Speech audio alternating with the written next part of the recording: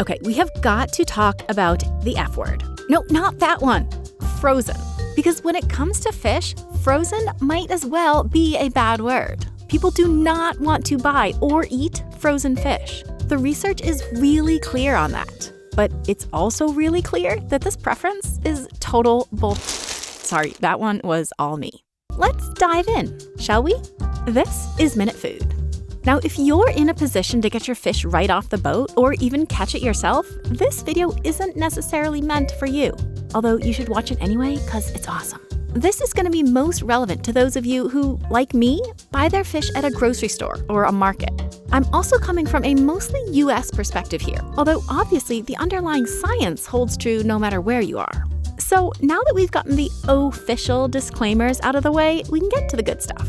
Researchers and marketers and basically everyone else who has asked the question have found that people are much more likely to buy fresh, like unfrozen fish, than frozen fish. Their reasoning is that it's healthier, better quality, and, well, fresher than the frozen stuff. In fact, if you tell people that the fish they're eating had been frozen, they will rate it as less delicious. Our distaste for frozen fish is grounded in reality. Even as recently as a few decades ago, if the fish that came in didn't sell, retailers would freeze it just before it went bad and then sell it as frozen. What's more, old school freezing technology froze the fish pretty slowly. And remember our video on freezing stuff? The slower something freezes, the larger the ice crystals inside and the more damage they do to the food. So people, rightfully, got it in their heads that frozen fish sucked. But a lot can change in a few decades. And these days, frozen fish is often just as fresh, and sometimes even fresher, than fresh fish. Which seems like it makes no sense. But let's talk about what it actually means for food to be fresh. Like, check out this kale. You would never call it fresh, right? Because for most foods, we use the word fresh to mean that something is in tip-top condition to eat. But with seafood, people generally use the term fresh to indicate that something hasn't been frozen. And it turns out that fish being fresh in the not frozen sense has very little to do with whether it's fresh in the quality sense. Consider how this never frozen fish fillet got to your grocery store. After getting caught out on the water, maybe way out on the water, it had to get back to shore, then to a processing facility to be cleaned and gutted and filleted. Then it had to make its way, probably a significant distance, since the vast majority of the seafood we eat in the US comes from abroad, all the way to your store.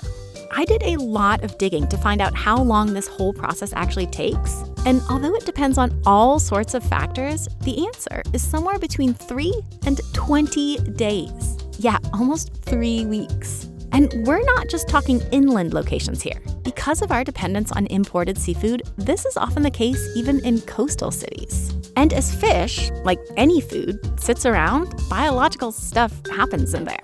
Proteins break down, fats oxidize, microbes grow. And as we've talked about before, a lot of these processes happen particularly quickly in fish. Now, I am not saying that your grocery store is selling fish that has gone bad, but I am saying that it may not be as fresh, quality-wise, as you might expect from something we literally call fresh. So now let's consider the journey of frozen fish to your store. To be clear, we are not talking fish sticks here. We are talking the fillets that come prepackaged, like this. This fish too was caught somewhere out on the water, probably abroad, but it was either frozen right there on the boat or by a processing facility soon after arriving on shore. And once you freeze fish, you pause most of that biological stuff that affects quality and safety. So the now frozen fish probably experienced a few days of that deterioration at most. But that's basically the best case scenario as far as the fresh fish. But wait, you're probably saying. You made an entire video on how freezing food damages it. And you're right. Freezing food creates tiny ice daggers that poke holes in its cellular structure, which can affect the texture and cause moisture loss. But as we mentioned in that video, how you freeze food matters. The faster you freeze something, the smaller the daggers are, and the less damage they do. And today's fish freezing technology, whether it's on the boat or on land, is so fast and efficient that the damage it does to fish can be imperceptible. If that claim seems, well, fishy, let me prove it to you. Lots of people consider sushi to be the freshest, highest quality fish out there, but almost all of it is previously frozen. That is a law here in the US and a common practice in a lot of other places to lessen the risk of parasites. But you would never know it. At least I never did until making this video, because modern technology is so good at minimizing freeze-related damage.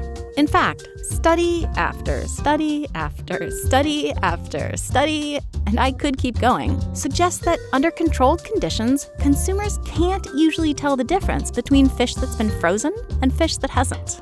And when people do have a preference, it's almost always for the frozen stuff. There are also ways to measure freshness quantitatively, like with spectroscopy, chemical analyses, and electrical conductivity. And here, too, frozen fish tends to outperform so-called fresh fish, likely because those detrimental biological processes have been literally frozen so quickly after capture. This blew my mind. So, just for the halibut, I ran a few quick and admittedly not all that well-controlled experiments. And, as the science would suggest, my family could not reach a consensus on which was bought fresh and which was bought frozen. There's also the matter of sustainability. Think about the carbon footprint, or fin print, of never frozen fish, which generally has to be flown around in order to get to you while it's still in edible condition. Unfrozen fish is also way more likely to be thrown out. Researchers estimate that more than 20% of seafood at fish counters gets tossed because it doesn't sell in time. That kind of waste sucks, especially considering that the majority of the world's fisheries are overfished. We are basically depleting our oceans, then throwing away a big fraction of it. And speaking of fish counters, you may have noticed that a lot of what's sold there is labeled previously frozen. This is fish that arrived frozen, but the store defrosted to make it seem more like the fresh fish that people want so badly. This is especially annoying, since that fish would have lasted way longer and been less likely to get thrown out if they had just kept it frozen. So if there is one takeaway here, it's that when you're shopping for fish, you should think beyond the fish counter and at least consider the freezer case as a legit option. Now, there are some ground rules for buying frozen fish. Look for clear packages so you can see what you're buying and to look for any possible packaging issues. And yes, all the plastic involved here does suck. But remember, frozen fish doesn't need to be flown around and is much less likely to be wasted. So even with all the plastic, it still ends up being a greener choice. Second, make sure fish is the only ingredient. Some manufacturers add a chemical named sodium tripolyphosphate to frozen seafood to help retain moisture, but it can mess with flavor and texture. And finally, not all types of fish freeze equally well. America's Test Kitchen warns that thinner fish, like flounder and sole, and firmer fish, like halibut, tilapia, snapper, and salmon, freeze better than thicker or flakier fish. Not all the research I came across seems to support this, but it's at least plausible that thinner fish freezes faster, remember, smaller crystals, and firmer fish contains less water, creating fewer crystals altogether. So look, if you can go buy fish fresh off the boat or dock, do it. If you have a trusted source of great fresh fish, use it. If something at the fish counter looks and smells good, buy it. But don't rule out frozen fish based on some outdated bias. It can be, without a trout, a fantastic choice.